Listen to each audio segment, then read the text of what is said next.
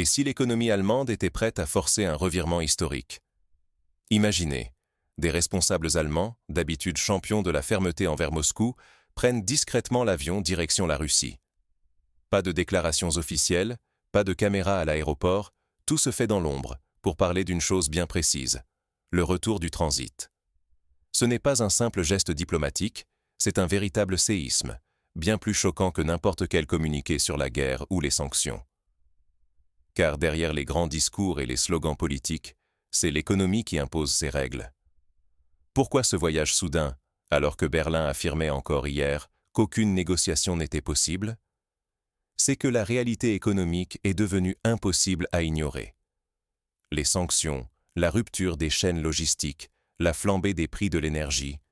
Pour l'industrie allemande, chaque jour d'incertitude coûte des milliards et menace des centaines de milliers d'emplois. Les géants industriels, les syndicats, toute la machine économique pousse désormais le gouvernement à chercher des solutions, même si cela veut dire revoir, dans la plus grande discrétion, des positions jusqu'ici jugées inébranlables. Ce revirement soulève une question essentielle.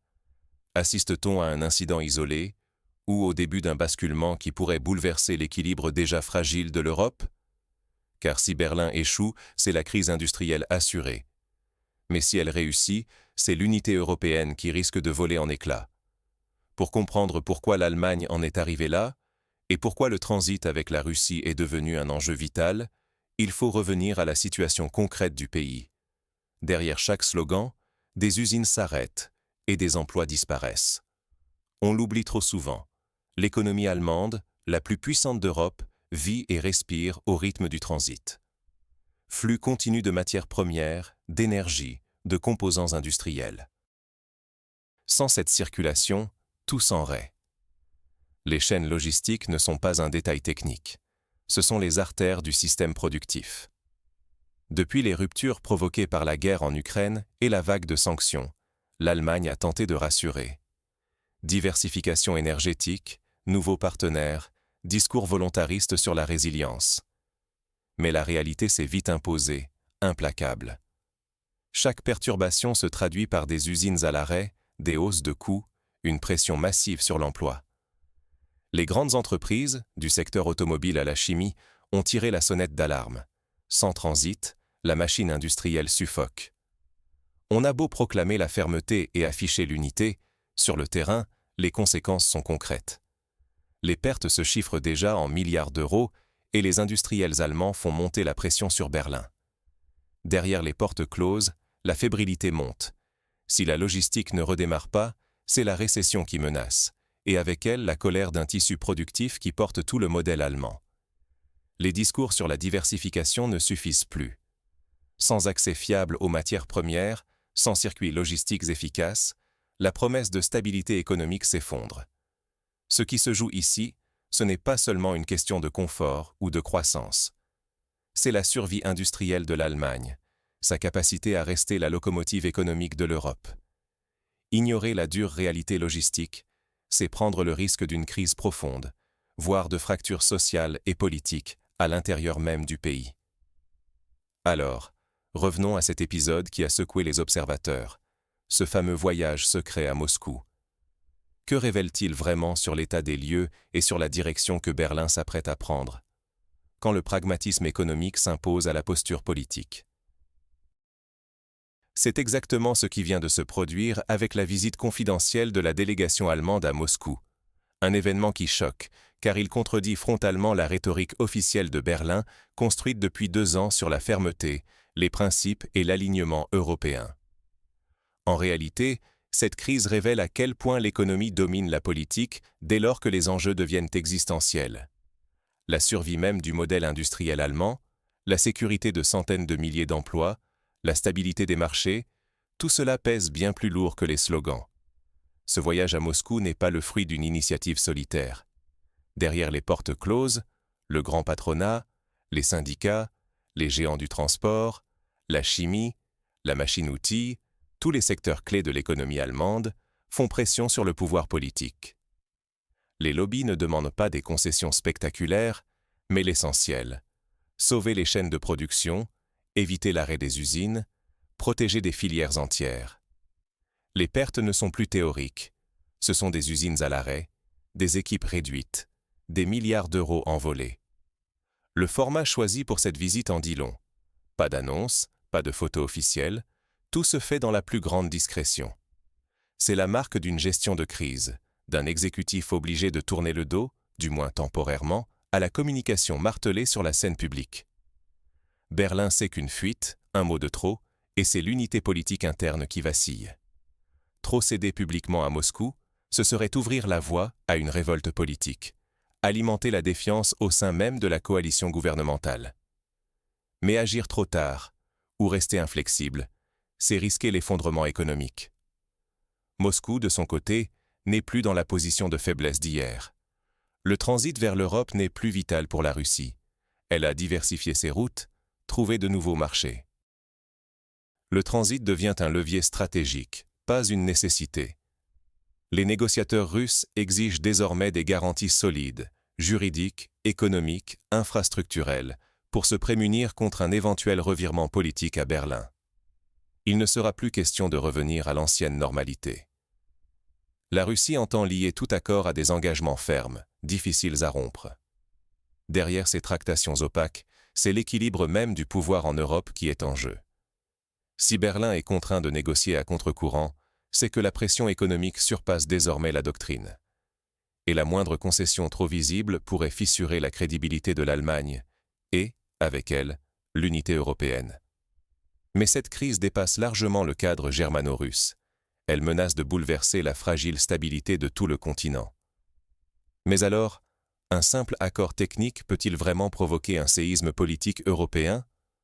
La réponse, c'est oui, et c'est là tout le danger. Car derrière ce qui ressemble à une négociation purement logistique, c'est le fragile édifice du leadership européen qui commence à trembler. Aujourd'hui, chaque geste de l'Allemagne est scruté à la loupe par ses voisins.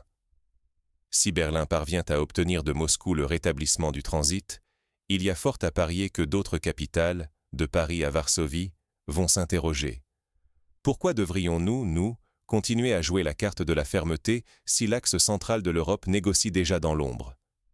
C'est le risque majeur d'un effet domino, où la fameuse unité européenne sur les sanctions pourrait s'effriter, non pas par de grandes déclarations, mais sous l'accumulation de petits arrangements discrets.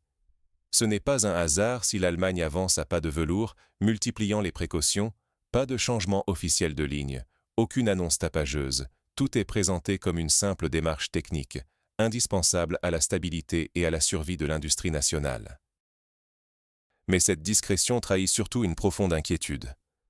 Berlin redoute autant la réaction de ses partenaires que celle de Moscou. La confiance, déjà fragilisée après plusieurs revirements depuis 2022, s'effrite un peu plus. L'Allemagne joue gros, un faux pas, et c'est son leadership moral en Europe qui vacille. L'Europe, elle, risque de perdre sa cohésion, tandis que la Russie pourrait en profiter pour renforcer son argumentaire. La politique, face à la réalité économique, finit toujours par plier. En réalité, le simple fait de négocier change déjà la donne. Ce n'est plus seulement une question de tuyaux ou de trains de marchandises. C'est le rapport de force européen qui se recompose, l'équilibre qui vacille. La moindre concession de Berlin risque d'ouvrir la voie à d'autres, affaiblissant le front commun et donnant à Moscou un levier politique inattendu. C'est tout l'avenir des relations Europe-Russie qui se joue dans ces coulisses, et personne ne sait jusqu'où cela peut aller. Alors, quelles leçons concrètes peut-on tirer de cet épisode pour le futur proche? Entre intérêt national et crédibilité, chaque choix a un prix. Ce que révèle cette visite allemande à Moscou, c'est la force brute de l'économie, celle qui balaye les discours et force des compromis que personne n'ose revendiquer publiquement. Les slogans sur la fermeté ont leurs limites. Quand les usines menacent de fermer, quand l'inflation grimpe et que l'opinion s'impatiente, l'heure n'est plus aux ultimatums. Désormais, l'Allemagne doit négocier, contrainte par l'urgence industrielle, avec une Russie qui n'a plus rien à perdre, ni à prouver. Ce dialogue dans l'ombre rappelle une réalité crue. L'époque où l'Europe pouvait imposer ses conditions sans subir de retour de bâton est révolue. La Russie a tiré les leçons de la crise, réorganisé ses flux, trouvé de nouveaux marchés. Elle n'est plus ce partenaire captif d'hier. Aujourd'hui, Elle transforme le transit en instrument politique, non en cadeau. Aucune reprise ne se fera sans garantie béton, juridique, économique, logistique. Pour Berlin, chaque concession risque d'être perçue comme un aveu de faiblesse, source de divisions internes et de méfiance accrue à Bruxelles. C'est là que réside le piège. Mal gérer ce virage, c'est miner la crédibilité de l'ensemble de la politique européenne, nourrir la défiance et fragiliser l'unité déjà ébranlée. Les autres capitales observent.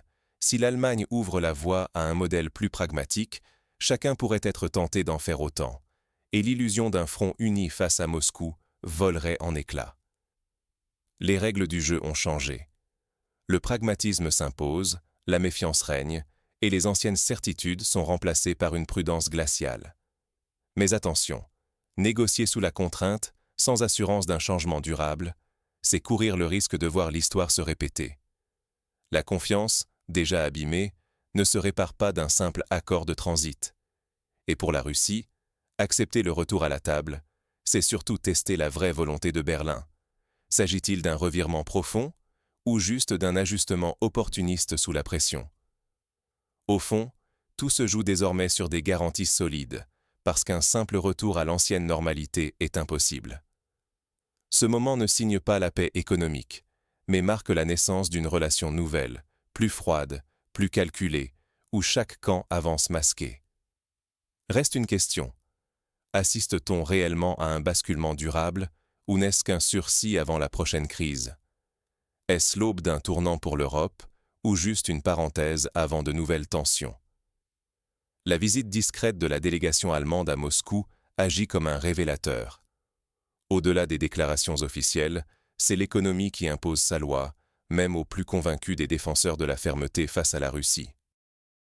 Derrière les slogans, il y a des usines qui tournent, des chaînes logistiques qui s'essoufflent, des emplois à préserver et, surtout, une énergie qui manque cruellement. L'Allemagne, pays réputé pour sa rationalité, a fini par prendre un virage que beaucoup pensaient impensable il y a encore quelques mois. Tendre la main, non pas par faiblesse, mais par nécessité vitale. Pour la Russie, ce déplacement n'a pas été une surprise. Elle s'y était préparée, sans illusion. Le transit n'est plus un objectif en soi pour Moscou, mais un moyen de peser dans la balance, avec des règles du jeu qui ont changé. Fini le temps où une décision unilatérale pouvait faire basculer toute l'économie européenne. Désormais, chaque geste, chaque négociation se fait sur la base d'intérêts concrets et non plus de promesses abstraites. Le simple fait que Berlin ait franchi ce pas, discrètement, bouleverse la donne à Bruxelles et dans les capitales d'Europe de l'Est. L'Allemagne n'apparaît plus comme le champion incontesté de la ligne dure. Elle devient le symbole d'une Europe contrainte de composer avec la réalité, là où l'idéologie touche ses limites. C'est un signal fort. L'ère des ultimatums laisse place à une diplomatie du compromis, non pas par envie, mais parce que la confrontation, elle aussi, a un prix. À présent, la vraie question, c'est de savoir si ce geste allemand va s'inscrire dans la durée ou si ce n'est qu'un repli tactique en attendant que la pression retombe. Si Berlin choisit de refermer la porte, d'autres viendront-ils frapper à leur tour, contraints par les mêmes urgences économiques? Ou verra-t-on renaître les divisions et les suspicions avec une Europe toujours plus fragile face à Moscou? Rater ce virage, c'est laisser d'autres, à Moscou, à Washington ou ailleurs, décider de l'avenir du continent. Il ne s'agit plus seulement de gaz ou de contrats. Ce qui se joue, c'est la crédibilité même de l'Europe et sa capacité à parler d'une seule voix quand ses intérêts fondamentaux sont menacés. Et vous, qu'en pensez-vous? Est-ce le début d'un nouveau rapport de force plus pragmatique entre l'Europe et la Russie, ou une simple pause avant la reprise des tensions? Dites-le nous en commentaire, car c'est justement de ce débat que dépendra la prochaine étape de l'histoire européenne.